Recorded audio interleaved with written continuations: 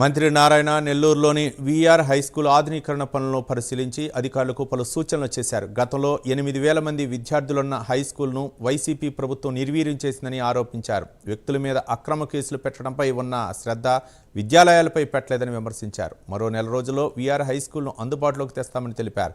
రవాణాతో సహా సకల సదుపాయాలను కల్పిస్తామని మంత్రి నారాయణ చెప్పారు.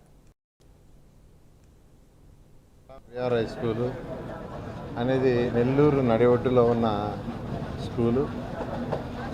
ఒకప్పుడు ఇదే స్కూలు ఇదే కాలేజీలో ఈ క్యాంపస్లో మొత్తం 8,000 పైగా స్టూడెంట్స్ ఉండేవాడు. నేను చదివేటప్పుడు కానీ నేను ఈ కళాశాల ఉద్యోగం చేసేటప్పుడు కానీ 8,000 పైగా 3 షిఫ్ట్లు, మార్నింగ్ షిఫ్ట్ డిగ్రీ, మధ్యాహ్నం షిఫ్ట్ ఇంటర్మీడియట్, రాత్రి డిగ్రీ అండ్ ఇంటర్మీడియట్ 2.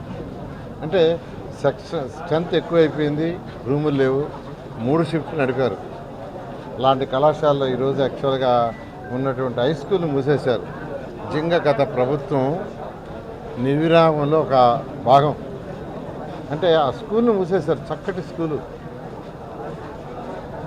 అయితే నేను మళ్ళా 2014-19లో ఇదే స్కూల్ పైన 11th class and 12th class 300 మంది విద్యార్థులకు హాస్టల్ ప్రొవైడ్ చేశారు.